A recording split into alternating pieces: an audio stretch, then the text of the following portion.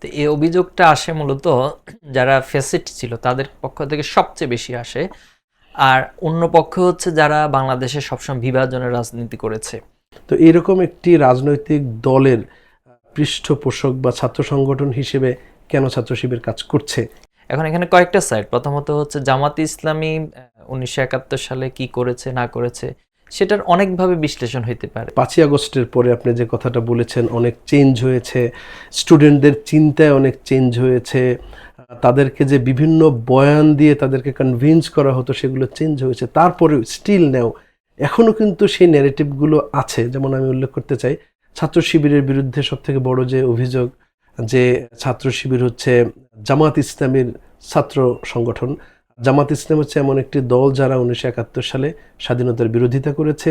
তো এরকম একটি রাজনৈতিক দলের পৃষ্ঠপোষক বা ছাত্র সংগঠন হিসেবে কেন ছাত্র শিবির কাজ করছে, এই অভিযোগ রয়েছে। এ ব্যাপারে আপনার? তো এই অভিযোগটা আসে মূলত যারা ফ্যাসিস্ট ছিল তাদের পক্ষ থেকে সবচেয়ে বেশি আসে।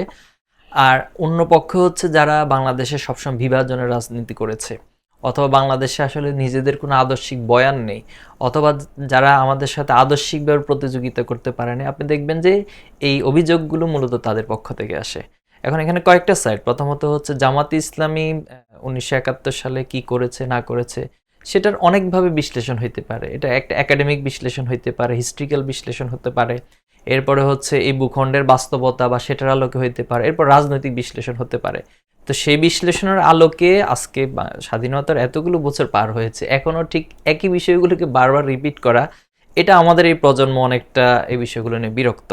তা আমরা মনে করি যে এটা অতীতে যারা রাজনীতি করেছে তাদেরকে এই বিভাজনের ইস্যুগুলো নিয়ে অথবা 71-এর ভূমিকা নিয়ে তাদেরকে বসে এটা সেটেলমেন্ট করা দরকার ছিল। এখন আসেন আমরা যদি বলি যে 71-এর পরে তো শেখ মুজিব ক্ষমতায় ছিল, তাহলে শেখ মুজিবের কাছে এই প্রজন্ম আমরা এটা প্রশ্ন রাখতে পারি যে তিনি কেন এটা সেটেল করলেন না, এই ইস্যুটাকে কেন সমাধান করলেন না। এরপরে হচ্ছে জিয়াউর রহমান ছিলেন, এরপরে এখানে এরশাদ ক্ষমতায় ছিলেন, বিএনপি ক্ষমতায় ছিলেন।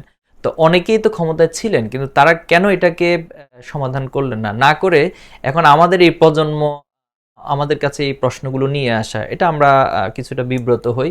তবে আমি আবারও বলছি এই বিষয়গুলোকে আপনাকে শুধুমাত্র একটা সাইড থেকে না, বরং একাডেমিক, এরপর পলিটিক্যাল, সব সাইড থেকে করা দরকার। সবসময় যে কথাটি আমি আসছি আমার প্রসঙ্গে। এখন ছাত্র শিবিরের সাথে জামাতের যেটা আপনি বলেছেন, ছাত্র শিবির একটি স্বতন্ত্র সংগঠন।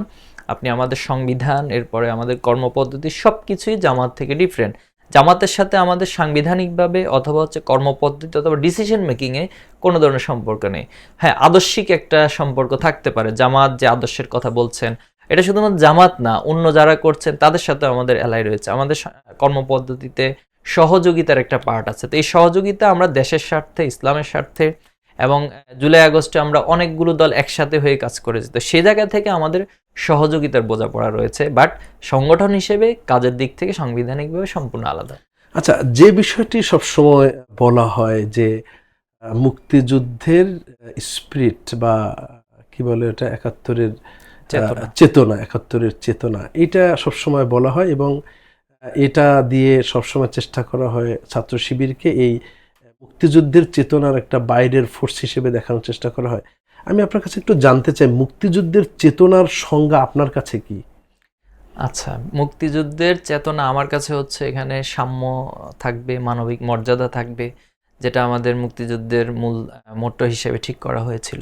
তো ছাত্র শিবির এই প্র্যাকটিসটাই করতে চায় এবং আমাদের কাছে আমরা মনে করি যে মুক্তিযুদ্ধের মূল স্পিরিটকে ধারণ করেই আমাদেরকে বাংলাদেশকে পরিচালনা করা উচিত।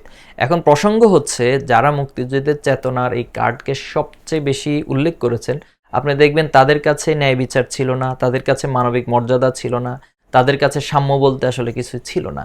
এই জুলাই আগস্টেও আপনি দেখবেন যে যারা এই চেতনার ব্যবসায়ী হিসেবে নিজেদেরকে প্রতিষ্ঠা করেছিল, তারা কি পরিমাণে এখানে মানবাধিকার লঙ্ঘন করেছেন। আমাদের দেশের মানুষগুলোকে মারা হয়েছে।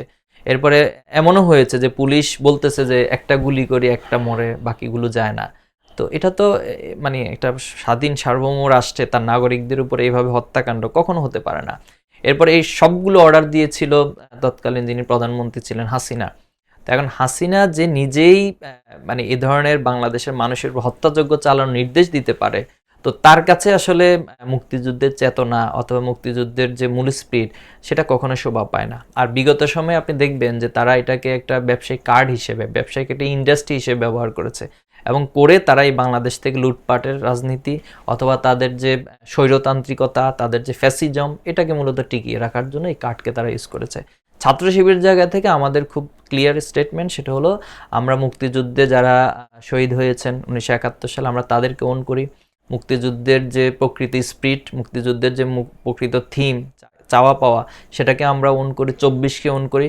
এই বাংলাদেশের 71-এর পরে স্বাধীনতার পর স্বাধীনতা সার্বভৌমত্বের জায়গা থেকে আমরা কোনো ধরনের আধিপত্যবাদের সাথে কোনো কম্প্রোমাইজ নেই এবং এই স্বাধীনতাকে রক্ষার জন্য ছাত্র শিবির অতীত ভূমিকা রেখেছে, ভবিষ্যতে ভূমিকা রাখবে। তো ছাত্র শিবিরের সামনে আপনার দৃষ্টিতে এখন মূল চ্যালেঞ্জগুলো কি কি, যেগুলো আপনাদেরকে ফেস করতে হতে পারে? জি, প্রথমত হচ্ছে আমি যেটা বলেছিলাম যে কালচারাল একটা পরিবর্তন অবশ্যই দরকার, কিন্তু আসলে এটা হঠাৎ করে হচ্ছে না। মানুষের চিন্তা চেতনা, এখানে আপনার অপোজিশনে যারা রয়েছে অথবা যারা আপনার কম্পিটিটর তারা যারা রয়েছে, সকলকে মিলে আসলে একটা কালচার পরিবর্তন করতে হয়। তো এই জায়গাটা আমরা বেশ চ্যালেঞ্জ লক্ষ্য করছি। তবে আবার পাশাপাশি এই চ্যালেঞ্জের পাশাপাশি আশার দিক হলো যে সাধারণ শিক্ষার্থীদের মনোজগতে একটা পরিবর্তন হয়েছে। ম্যাক্সিমাম শিক্ষার্থীরাই তারা একটা ভালো পরিবর্তনের দিকে অগ্রসর হতে চায় এবং তারা আগের ধারার যে কালচারটা, এটাকে তারা টোটালি অ্যাভয়েড করছে এবং এটাকে তারা রিজেক্ট করছে। তারা নতুন ধারার যে রাজনীতি অথবা রাজনীতির যে প্রকৃত উদ্দেশ্য, সেটাকে তারা অর্জন করতে চায়। এরপর সেকেন্ড চ্যালেঞ্জ আমি যেটা বলতে পারি সেটা হলো আমাদের এখানে যে পরিমাণ রিসোর্স রয়েছে, ধরুন এখানে হিউজ স্টুডেন্ট কমিউনিটি রয়েছে, কিন্তু আমাদের যে শিক্ষা ব্যবস্থা, এই শিক্ষা ব্যবস্থা আমাদের এই রিসোর্সগুলোকে যথাযথভাবে কাজে লাগাতে পারছে না, অথবা এই রিসোর্সগুলোকে যেভাবে গড়ে তোলা দরকার ছিল সেভাবে করতে পারছে না। তো এটা আমাদের জন্য একটা বড় চ্যালেঞ্জ এবং আমরা সেটা কাজ করছি। আর শিক্ষা খাতে যেভাবে গুরুত্ব দেওয়া দরকার ছিল, বিশেষ করে অবকাঠামো জায়গাগুলো থেকে শুরু করে গবেষণার জায়গা, সেটাও আমরা রাষ্ট্রের পক্ষ থেকে পাই না। তো সে জায়গায় ছাত্র শিবিরকে এখানে কিছু এক্সট্রা প্রেশার নিতে হচ্ছে, যেটা রাষ্ট্র করার কথা ছিল, যে সুযোগ সুবিধাগুলো রাষ্ট্র দেওয়ার কথা ছিল, সে জায়গায় ছাত্র শিবির নিজ দায়িত্ব নিয়ে অনেকগুলো বিষয়কে অ্যাড্রেস করতে হয়, কাজ করতে হচ্ছে। তো আশা করছি ইনশাল্লাহ এই কালচার পরিবর্তন হবে এবং বাংলাদেশের সার্বিক পরিবর্তন ঘটবে। আমি একদম শেষের দিকে চলে আসছি।